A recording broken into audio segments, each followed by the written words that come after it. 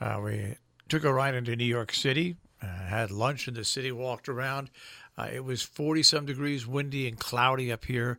By the time we got to New York City, it was beautiful. It was, oh gosh, I want to say 60 some degrees, 66 degrees, and sunny yesterday. It was indeed a beautiful day. Got back in the car. By the time we got to Brewster, New York, it was cloudy. The temperature went from 66 to 47, and we ran into rain. Good morning there, Pat. How are you? Hi, good morning, Marshall. Fair. The internet is definitely, we Yeah. may cut out and go back and forth.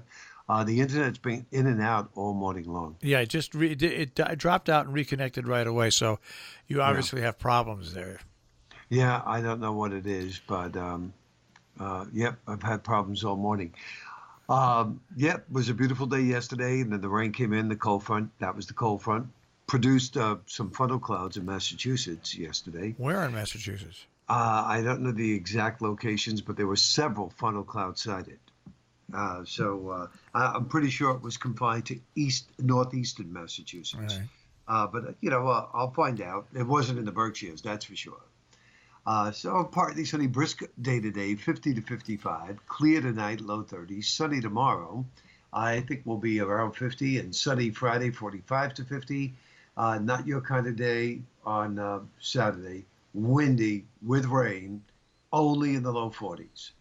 And Sunday, the rain will tentatively end, but a second storm will come up and bring us more rain Sunday night and Monday. So how much rain might we get from both these storms?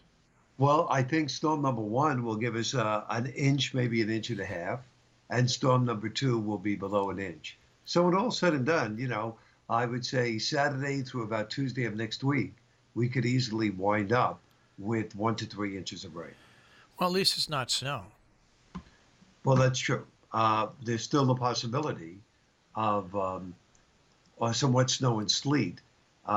I would say western, northern sections of New England, like Vermont, New Hampshire. That would be my guess. So we're definitely into late fall now already. Yeah, that's it. And I'm just taking a glance at the new GFS that just came in, and valid for let's say between 1 and 3 a.m. Saturday morning. They already have the rain arriving in here at that time. So they're beginning to push it a little bit quicker. And unfortunately, Marshall, Saturday is going to be one of those days for you to stay inside because it's not the kind of weather you like. You don't like rain and low 40s. I don't like cold rain. No, I don't. I love a mild rain. I do. But I don't like a cold rain. I hate a cold rain worse than I hate snow and ice. Yeah, Simply I know because you've always said that. once you're out there and you get wet and it's like 42, 43 degrees and you're wet, it's just miserable. I mean, at least in snow you can brush it off and you don't really feel the wetness till you get back inside and things warm up and then everything moistens up. But when you're out and it's cold and I've got rainers anyways in my fingers, and you get down to 45 degrees and a wind and it affects me. Never mind 45 degrees, rain and wind. My hands look like I'm a zombie. So I can't stand it. I just can't stand it. But I had a great day yesterday, Pat. Oh, here he goes. You're back. So you dropped out again? Yeah, you sound like you're in a submarine when it does that. It goes boop, boop. Yeah. So, I'm going to have to call Verizon on that and find out what the story is. well, I could sing you, we all live in a yellow submarine, because that's what it sounds like when it comes back on. There it goes again. Reconnect. There you go, off and on again. Yeah. Maybe it's the president. Maybe he's censoring us. What do you think? What do you think causes that? It's definitely it's their problem, right? With Yeah. transmission. Yeah, it's their Okay. problem. Well, I know what they're going to tell you to do right away. Reset the modem. Yeah. Reset the router. The motor. Well, first, what you do is you unplug the modem for about 30 seconds, Right. and then you plug it back in, and you very quickly unplug your router for about 10 seconds, and then plug your router back in, Now, if they're all together, it's done together. But that's what they're going to tell you to do first thing. You might want to try that. Okay. But it's tough for you because this is your busy time. Yeah, there's no time to, You can't be start you trying can't that yeah stuff. you can't afford to be down for like 5 minutes, 5 or 10 minutes. You can't. Right, exactly. So I'll have to wait till after drive time, and hopefully we'll get through drive time with not too much more in the way of any problems. Well, it's that's the way it is. Anyways, Pat. So it's like I said, I had a nice day in the city yesterday. It was gorgeous. It was absolutely a beautiful day.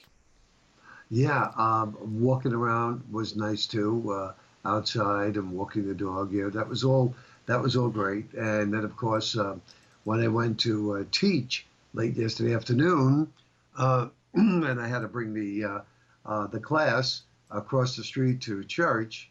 That was when the skies opened up at the port. Oh yeah, it didn't mess around when it came, and the temperature literally dropped when we got to Brewster. It went from 62 to 47, 62 to 47. Yeah, strong cold front. Very, Yeah. very strong cold front, right? And I thought it was going to be a little colder this morning, but because of clouds out there this morning, that kept the temperature from falling. So that won't be the case tomorrow morning, as you can see. I'm calling for 25 to 30. Now, I've been meaning to talk to you about this. What type Mhm. of area do you live in? Because the man who planned to blow him up in New York City, Yeah, he comes from your area. I didn't know that. Yeah, Where does he come from? he's right in there, right in that area. He's about 45 minutes away from you. Yeah, Mm, no, that's terrible. Paul Uh, Rosenfeld. Paul Rosenfeld. oh, okay. Well, the this area here is very, very nice. I mean, it's a little tucked away area that not too many people know about, and it's quiet, and it's pretty principally filled with retired cops and firemen. Yeah, he lived in. They didn't give his exact address in this story, but he lived in the Hudson Valley, and I know Jill and I traced it. It was only about 40 minutes from your house. Well, that's 40 minutes too close. That's right. That's all I can say. So, where you lived, you had murderers and everything like that, though. You lived on Long Island. So Oh, yeah, forget that. hey, speaking about murderers in jail, how's your doctor doing? He's still there. I heard from him a week ago, and he said he spoke with his attorney, and he says just from the looks of the amount of papers that have to be filed, that in itself could take another 2 to 3 months. Why doesn't he just turn state's evidence? God, get out. I mean, I really thought that. There goes Pat again. See if he comes back. Are we back? Mm-hmm. Oh, okay, we're back. Because I see on the router, not the router, it's the modem. I see a red light go on. Yeah. When I see the red light go on, I see we dropped out. Um, um, There he goes again. We're gonna give up on this. We'll say when he comes back on, we'll just give up on it. He hasn't back yet. He'll come back in a second. Back? There you go. You're back. There we go. The sentencing was supposed to come up in October, but so far nothing on that. All right. Well, we're gonna let you go in your submarine, and we'll speak to you tomorrow. Oh, brother, thank you. Say a prayer for me. All right. Well, take care, Pat. Bye, Marshall. Pat Pagano having internet problems this morning.